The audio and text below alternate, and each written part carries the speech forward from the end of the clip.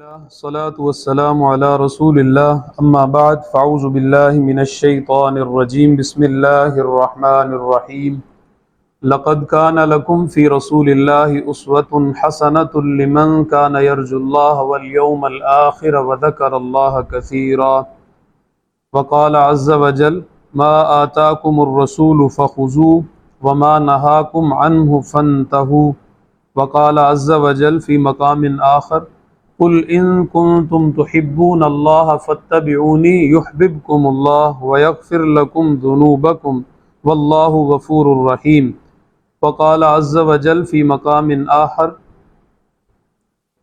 وما ارسلنا من رسول الا لیطاع باذن اللہ صدق اللہ العظیم۔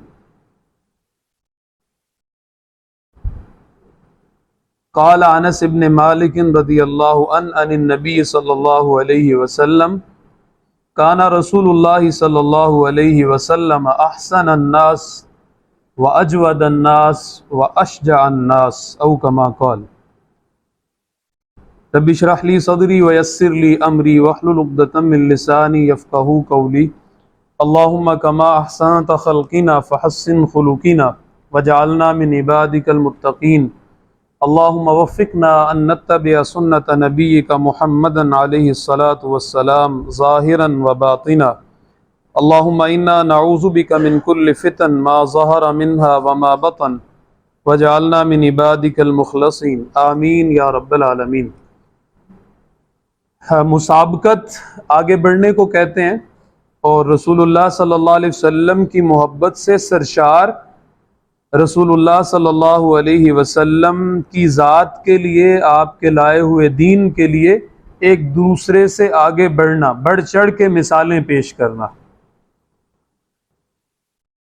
اس عنوان کا مطلب ہے۔ میں نے آپ کے سامنے کچھ تمہیدی باتیں عرض کرنی ہیں اور اس کے بعد ہم انشاءاللہ واقعات کا مطالعہ کریں گے۔ ہمارا اصل مقصد جو ہے وہ یہی ہے کہ صحابہ کرام رضوان اللہ تعالی علیہم اجمعین جن کو ایک معیاری تعلق حاصل تھا، اللہ تعالیٰ نے جس کی سند دی ہے قرآن حکیم میں کئی جگہوں پر رسول اللہ صلی اللہ علیہ وسلم کے ساتھ، تو یہ معیاری تعلق ان لوگوں کو حاصل تھا، تو ان کے تعلق کی روشنی میں ہم اپنے تعلق کو رسول اللہ صلی اللہ علیہ وسلم سے بہتر طور پہ استوار کر سکتے ہیں۔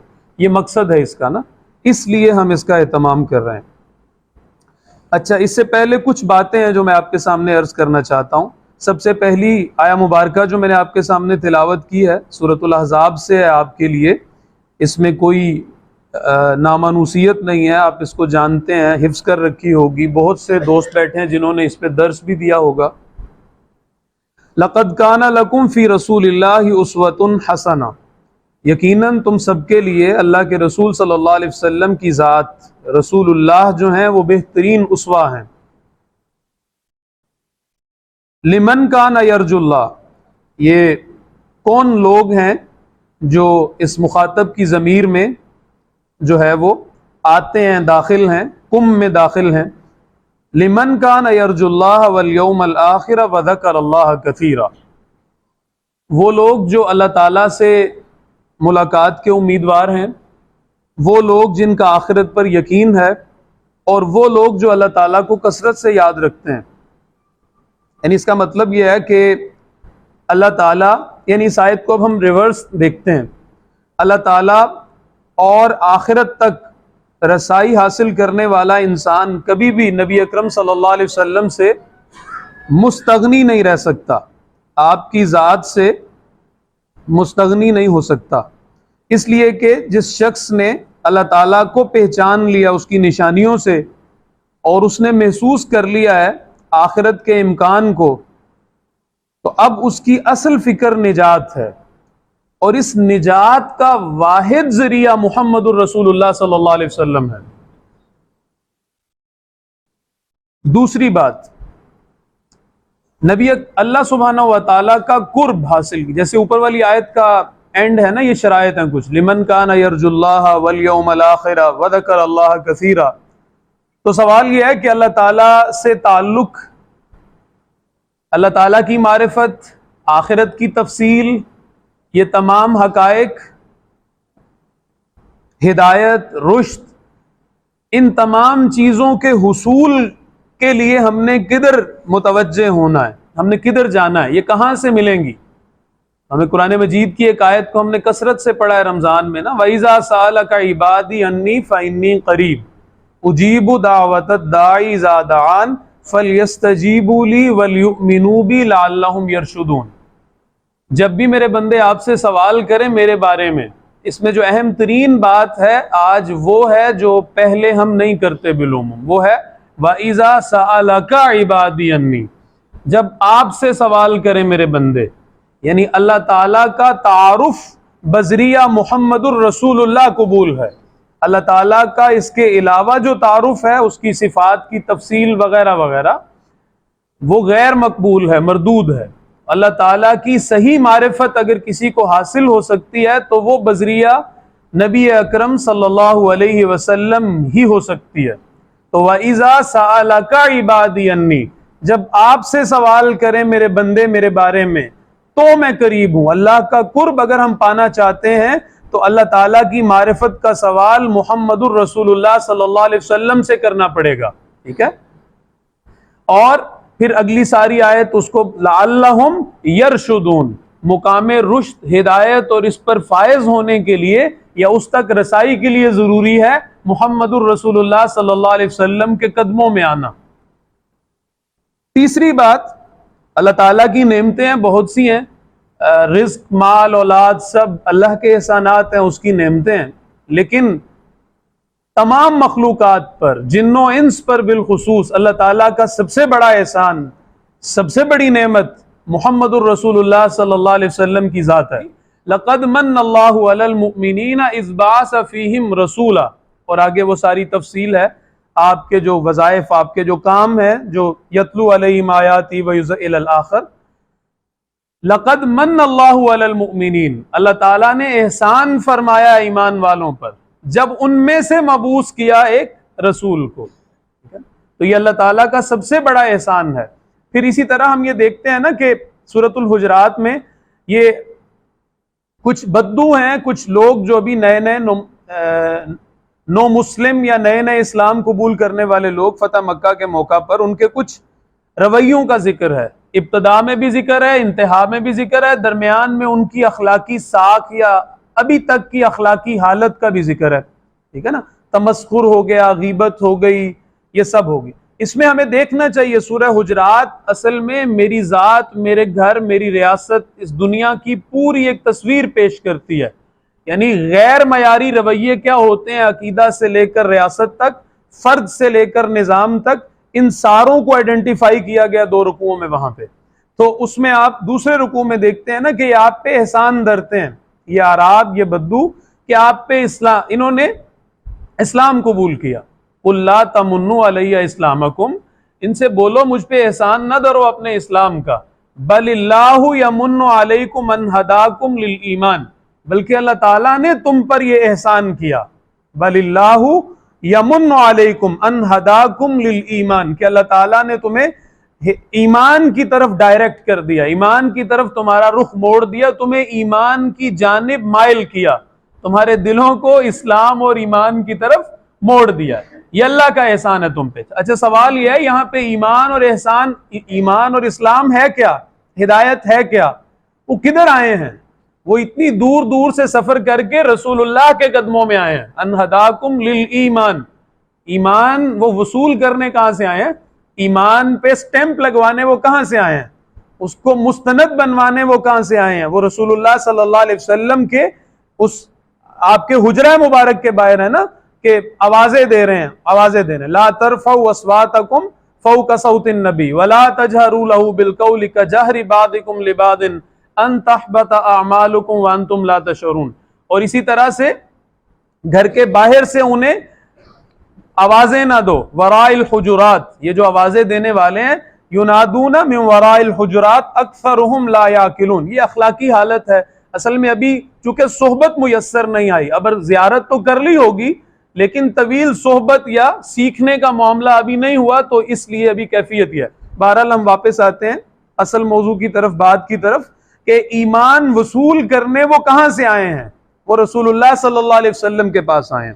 اسی طرح چوتھی بات اسی ضمن میں، ایمان کی تعریف کیا ہے؟ تمام امت اس پہ متفق ہے کہ ایمان رسول اللہ صلی اللہ علیہ وسلم کی تصدیق کا نام ہے، تصدیق الرسول۔ اسی آیت سے ہم اس کو بات کو آگے لنک کر کے آگے بڑھ رہے ہیں۔ اچھا، اس سارے کا حاصل کیا ہے؟ اللہ تعالیٰ کی معرفت، آخرت کا امکان، اس کی یقینی خبر کا، رسول اللہ صلی اللہ علیہ وسلم کے ساتھ صحبت کے نتیجے میں ان سے ملنے والے علم کے نتیجے میں جو ہے وہ یقین بڑھتے چلے جانا، یہ سب کچھ اس سارے کے نتیجے میں نبی اکرم صلی اللہ علیہ وسلم کی ذات ایسے شخص کے لیے جو اس ذہنی سفر سے گزر گیا ہے، اس شخص کے دل اور ذہن و قلب پر جو سب سے زیادہ حاوی ذات ہوگی یا ہونی چاہیے، وہ نبی اکرم صلی اللہ علیہ وسلم کی ذات ہے۔ ہوگا کہ نہیں ہوگا؟ بٹ نیچرل، اللہ تعالیٰ کی معرفت، اس کی تصدیق یہاں سے ہو رہی ہے، آخرت کی تفصیل یہاں سے مل رہی ہے، اللہ راضی کیسے ہوں گے، نجات کیسے ہوگی، سارے کی سرٹیفیکیشن، اس کی ڈیٹیلز، تفصیلات ہمیں نبی اکرم صلی اللہ علیہ وسلم سے مل رہی ہیں۔ تو اب پھر رسول مرکز ہو جاتا ہے بندہ مومن، یعنی بندہ مومن رسول مرکز ہوتا ہے۔ اقبال نے جو وہ شعر ڈاکٹر صاحب علیہ رحمہ ہمیں سنایا کرتے تھے، انہی کی زبانی یاد کیا، پڑھا بعد میں، کہ بمصطفیٰ برساں خیش را کہ دیں ہم اوست، کہ رسول اللہ صلی اللہ علیہ وسلم کے گرد جمع ہو جاؤ، ان کے قدموں میں بیٹھ جاؤ، کہ وہی دین ہے، وہ دین ہے۔ یعنی صحابہ میں یہ نہیں تھا کہ یہ دین ہے اور یہ رسول اللہ ہیں، ٹھیک ہے نا؟ اقبال نے بالکل ٹھیک بات کہی ہے، بڑی زبردست بات ہے، جاندار بات ہے، مثالوں سے ہمیں پتہ چل جائے گا۔ ہمارے ذہنوں میں جو تصور ہے وہ کیا ہے؟ یہ رسول اللہ ہے اور یہ دین ہے۔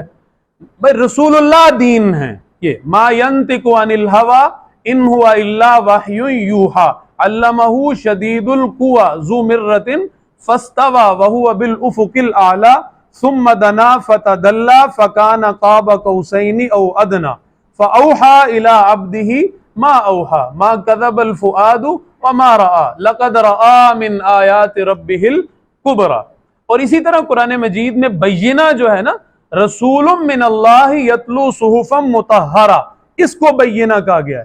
بینہ اکیلا قرآن نہیں ہے، اکیلے رسول اللہ صلی اللہ علیہ وسلم کی ذات، یعنی اس کو آپ سے نتھی ہونے کے بعد وہ بینہ ہے، یہ اس طرح سے ہے۔ اچھا، یہ جب ہم یہاں تک پہنچتے ہیں تو ہمیں وہ دو احادیث کچھ زیادہ سمجھ آتی ہیں، ایک جو رسول اللہ صلی اللہ علیہ وسلم کی اطاعت و اتباع میں ہے، اور دوسری جو رسول اللہ صلی اللہ علیہ وسلم کے ساتھ محبت میں ہے۔ لا یؤمن احدکم حتی یکون ہواہ تبعا لما جئت بہ، تم میں سے کوئی شخص اس وقت تک ایمان والا نہیں ہو سکتا جب تک اس کی خواہشات اس چیز کے تابع نہ ہو جائیں جو میں لے کر آیا ہوں۔ یعنی ایک طرف نبوت و رسالت ہے اور دوسری طرف شہوات ہیں، تو نبوت و رسالت کا غلبہ یہ ہے ایمان لانا، یہ ہے ماننا، شہوات دب جائیں، بچھ جائیں اور ختم ہو جائیں رسول اللہ صلی اللہ علیہ وسلم کی ذات، آپ کے فرامین، آپ کی بتائی ہوئی تفصیلات کے سامنے، یہ ہے ماننے کا نتیجہ۔ یعنی ماننے والا ایسا ہوتا ہے اپنے باطن میں، ٹھیک ہے؟ اور اسی طرح سے اسی بات کو اصل میں دوسری طرح کہا گیا ہے، یوں سمجھ لیجئے کہ جیسے نعیم بھائی سمجھا رہے تھے نا کہ ایک سکے کے دو رخ ہیں، وہ کوئی بھی ایک اگر مسنگ ہو تو دوسرے کی وجہ سے وہ اس کی قیمت پوری نہیں ہے، وہ بیکار ہے۔ بالکل اسی طرح یہاں پہ دوسری حدیث مبارکہ معروف ہے، ہم سنتے ہیں، خطبوں میں بیان کرتے ہیں، دروس میں، لا یؤمن احدکم، تم میں سے کوئی شخص اس وقت تک ایمان والا نہیں ہو سکتا، حتی اکونا، یہاں تک کہ میں ہو جاؤں، احب الیہ، اس شخص کو محبوب ترین، کس سے؟ من والدہ وولدہ والناس اجمعین، اس کے والدین سے، اس کے والد سے، اس کے والدین سے، اس کی اولاد سے، اور تمام انسانوں سے بڑھ کر محبوب۔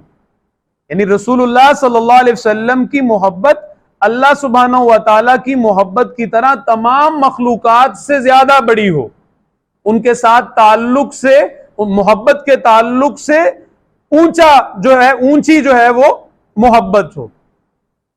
تمام تعلقات میں سب سے بڑا تعلق ہمارے لیے، سب سے اہم تعلق، محبوب تعلق رسول اللہ صلی اللہ علیہ وسلم کی ذات سے تعلق ہو، یہ ایمان کا تقاضا ہے۔ اس کے بغیر بندہ مومن نہیں ہے۔ یہ کوئی یعنی یہ نہیں کہ ٹھیک ہے یہ بھی کر لو، اس طرح نہیں ہے، بلکہ یہ اس کے لوازمات میں سے ہے، اس کی جو ریکویزٹس جو ہیں اس میں سے ہے۔ اس کے بغیر یہ ایکویشن ایمان کی مکمل نہیں ہوتی۔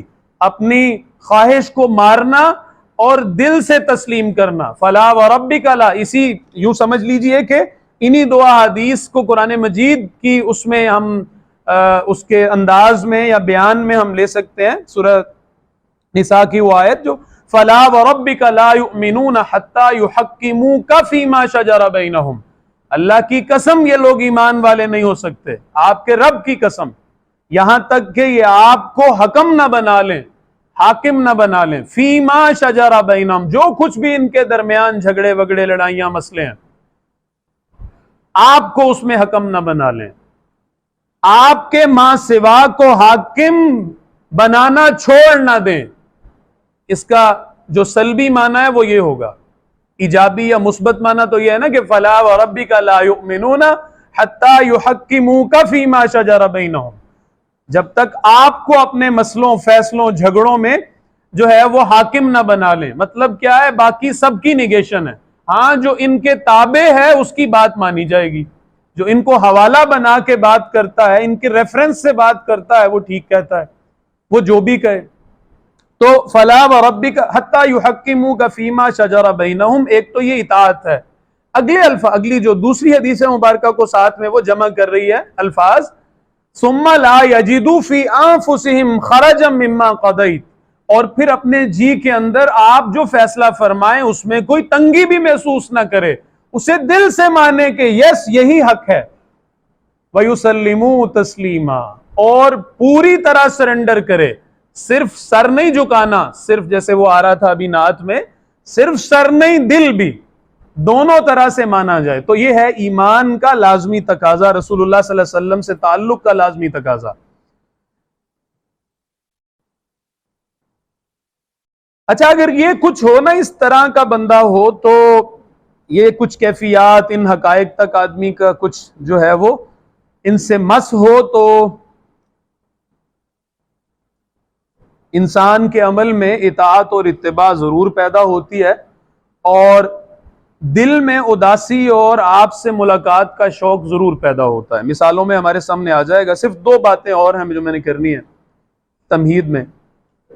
پانچویں بات یہ ہے کہ ہمارے محسن ہیں، سبھی کے مربی ہیں، جن کی نسبت سے ہم یہاں جمع ہیں۔ سب سے بڑی نسبت تو اللہ کے دین کی ہے نا، جس سے ہم جمع ہیں، تو اس اللہ تعالیٰ کے دین کی طرف ہے نا، وَاتَّبِعْ سَبِيلَ مَنْ أَنَابَ إِلَيَّ، مانو بات اس کی، کہنا مانا کرو اس کا جو میری طرف متوجہ کرے۔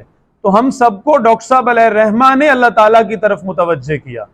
ڈاکٹر صاحب علیہ الرحمہ اپنے تین تعلقات میں بہت پیور تھے، بہت پروفاؤنڈ تھے، بہت گہرے تھے، بہت مخلص تھے، اور اس چیز کو ہم اپنے ہاں محسوس کرتے ہیں اللہ کے فضل سے۔ ایک یہ کہ اللہ کے ساتھ تعلق میں وہ مخلص تھے، سنجیدہ تھے۔ نمبر دو، نبی اکرم صلی اللہ علیہ وسلم کے ساتھ تعلق میں وہ مخلص تھے، سنجیدہ تھے، اور اسی طرح سے قرآن حکیم کے ساتھ تعلق میں بہت مخلص، بہت سنجیدہ اور سیریس تھے، ٹھیک ہے نا۔ یہ ان کا کوئی مشغلہ نہیں تھا، مطلب اس کے لیے ان کی زندگی کھپی ہے، یعنی ان کا اپنی ذات کو کھپانا، یا جس طرح انہوں نے اپنے آپ کو انویسٹ کیا ان جہاد پہ یا ان حقائق کے لیے، اس سے ہمیں ان کی اس خلوص کا، ان کی اس جو ہے وہ گہرائی کا جو ہے کچھ اندازہ ہوتا ہے۔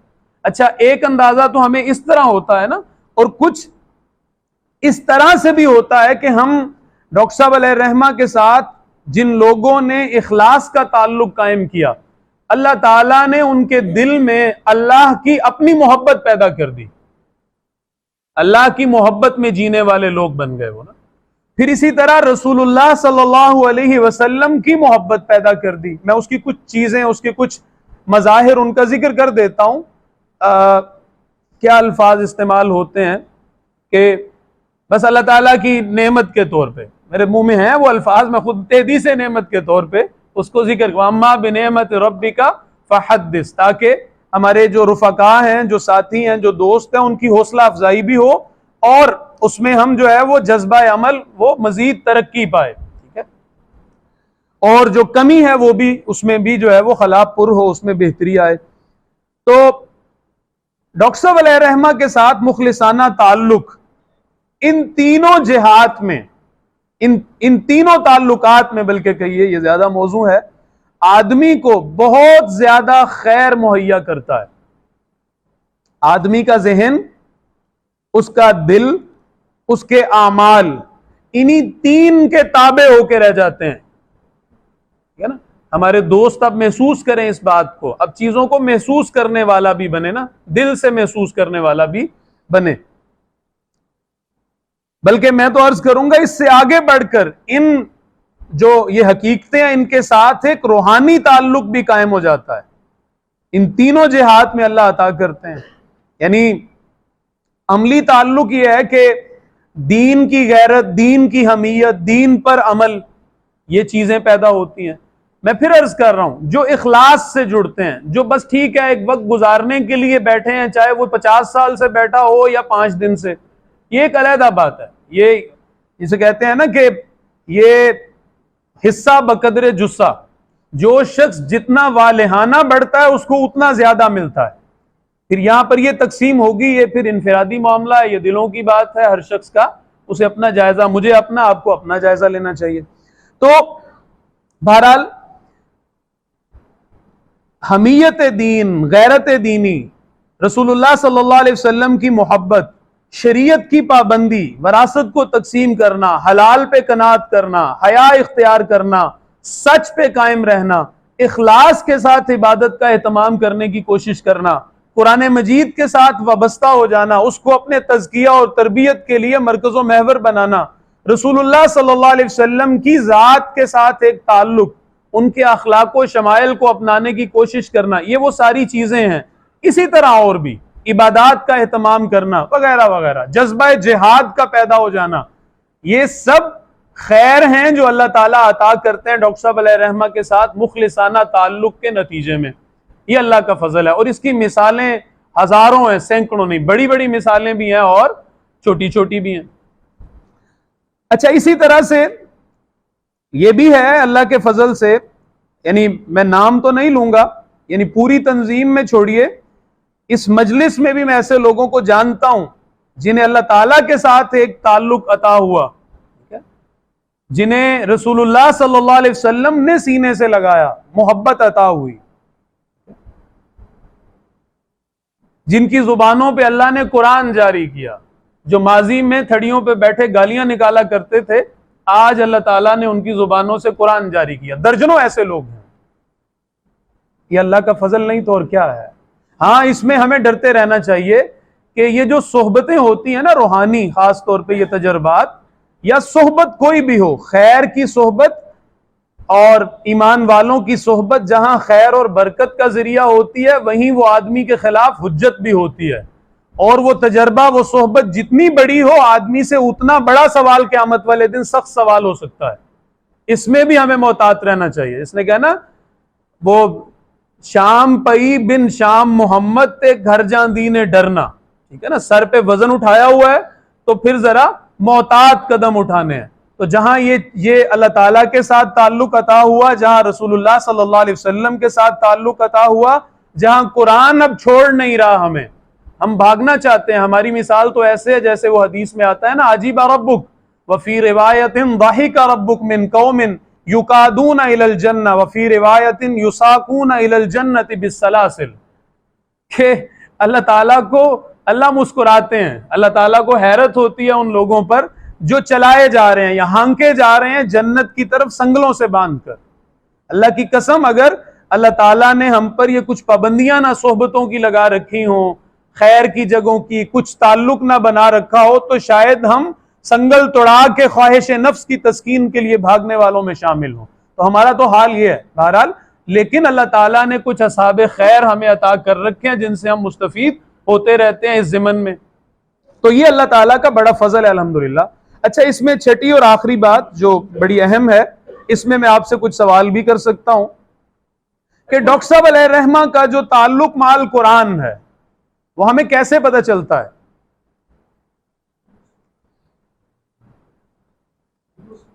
ان کے دروس قرآن ہے، ٹھیک ہے، اور جی ساری زندگی 50-60 سال جتنے بھی انہوں نے، میکسیمم 50+ ایئرز ہیں وہ اس کام میں اللہ تعالیٰ نے ان سے خدمت لی ہے، غیر معمولی ہے، اس کو تو انٹرنیشنلی ریکگنائز کیا جا رہا ہے، مانا جا رہا ہے الحمدللہ۔ اللہ تعالیٰ جس کو جو حصہ عزت عطا کریں، یہ اللہ کے فیصلے ہیں۔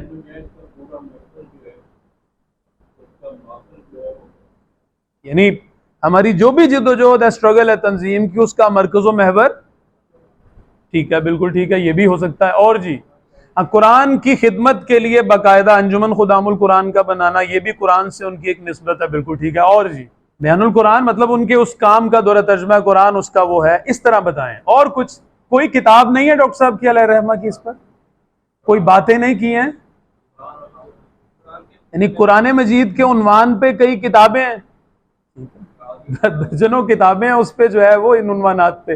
تو یہ ایک شے سے محبت کا اظہار ہوتا ہے نا، کہ آدمی اس میں بہت زیادہ انوالو ہو، اس پہ بات کر رہا ہو، اس سے وابستہ ہو۔ اب اسی طرح دوسری سائٹ پہ آ جائیے، تعلق مع رسول، نبی اکرم صلی اللہ علیہ وسلم کے ساتھ تعلق کی کیا مثالیں ہیں ہمارے ڈاکٹر صاحب علیہ الرحمہ کا؟ ٹھیک ہے، منہج انقلاب نبوی کتاب ہے سیرت پر جو لکھی ہے۔ اور جی اچھا، اس میں خاص طور پر وہ بات آ جاتی ہے انشاءاللہ تعالی۔ اور جی مثالیں، ہاں پوری سیرت جو ہے اس کو مطلب خیر الانام کے عنوان سے پھر اس کو خاص مطلب لیکچرز اس کے ڈیلیور کیے، اس پہ بات کی، ساری زندگی کرتے رہے ہیں۔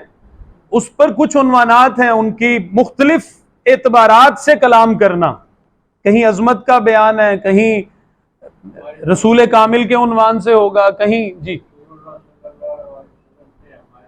ایگزیکٹلی رسول اللہ صلی اللہ علیہ وسلم سے ہمارے تعلق کی بنیادیں ہیں، عظمت مصطفیٰ صلی اللہ علیہ وسلم ہے، ہاں سچا امتی کون ہے، یہ اسی کو دوسری سائٹ پہ کر لیجئے۔ اسی طرح اور دیگر کتابیں، اسوہ رسول صلی اللہ علیہ وسلم سورہ احزاب کی آیات کی روشنی میں۔ تو یہ سب کیا ہے اصل میں؟ یہ نبی اکرم صلی اللہ علیہ وسلم کے ساتھ تعلق کا اظہار ہی تو ہے۔ اور پھر دیکھیں نا منہج میں اور اسی طرح دیگر کتابیں، ان کو آپ جمع کریں، اس کا جو حاصل ہے وہ کیا ہے کہ رسول اللہ صلی اللہ علیہ وسلم کی بتائی ہوئی ترتیب کے مطابق اپنی تربیت و تزکیہ، اور پھر نبی اکرم صلی اللہ علیہ وسلم کے ساتھ تعلق میں جان کو کیسے کھپانا ہے، جان کیسے وارنی ہے ان پہ، اس تک ساری باتیں جو ہے وہ ہمارے سامنے رکھی ہیں، اور خود ساری زندگی اس پر قائم بھی رہے ہیں۔ اچھا ایک بات آئی سامنے کہ جی قرآن اور جہاد فی سبیل اللہ جو کتاب ہے اس کے اندر جو ہے وہ تعلق مع رسول مسنگ ہے۔ تو میں یوں کہہ سکتا ہوں کہ رسول اللہ صلی اللہ علیہ وسلم کے ساتھ تعلق کے عنوان پہ جو کتاب ہے اس میں قرآن مسنگ ہے۔ تو اصل چیز تو یہ ہے نا، یعنی کامن سینس کی بات ہے کہ جس عنوان سے کلام ہو رہا ہے اسی کو اس میں ایمفیسائز کیا جاتا ہے، اسی پہ فوکسڈ انداز سے بات ہوتی ہے۔ جہاں جس چیز کو نمایاں کرنا مقصد ہے، جو عنوان قائم کیا، اصل میں عنوان میں آدمی بندھ جاتا ہے نا، صرف واز میں بندہ مختلف چیزیں وہ کر لیتا ہے، لے آتا ہے، جمع کر لیتا ہے۔ تو جب ہم عنوان قائم کرتے ہیں کسی چیز کا، بھی ایک عنوان ہے نا اس کا، رسول اللہ صلی اللہ علیہ وسلم سے تعلق کی مثالیں آنی ہیں، تو ہم اس میں بندھ گئے ہیں۔ اب اس میں رسول اللہ کے ان کے ساتھ تعلق کی مثالیں نہیں آ سکتی، اس میں یہ سائیڈ صحابہ کی طرف سے رسول اللہ صلی اللہ علیہ وسلم کے ساتھ جو تعلق تھا وہ ہوگا۔ اس میں یہ رخ نہیں ہوگا کہ بھئی یہاں تو یہ بات ہی نہیں آئی کہ رسول اللہ صلی اللہ علیہ وسلم بھی تو صحابہ سے پیار کرتے تھے نا، یہ تھوڑا ہی تھا کہ صرف صحابہ ہی کرتے تھے۔ تو پھر مسئلہ یہ نہیں، مسئلہ یہ ہے کہ ہم اس وقت بات ہی دوسرے پہلو سے کر رہے ہیں کہ رسول اللہ صلی اللہ علیہ وسلم کے ساتھ صحابہ اپنے تعلق میں کیسے تھے، یہ ہم اپنے لیے رہنمائی چاہ رہے ہیں، ٹھیک ہے؟ تو رسول اللہ صلی اللہ علیہ وسلم کی شفقت اور دعائیں تو پہنچیں گی انشاءاللہ اگر ہم اپنے فرائض اور اپنی جو کرنے کے کام ہیں ان میں سنجیدہ ہوں ان کے ساتھ تعلق میں۔ تو اس کو بھی دیکھنا چاہیے، یعنی دونوں پہلوؤں کو اگر سامنے رکھے آدمی تو یہ اعتدال رہتا ہے۔ اب آئیے اب ہم انشاءاللہ مطالعہ جو ہے اس کو آگے بڑھاتے ہیں۔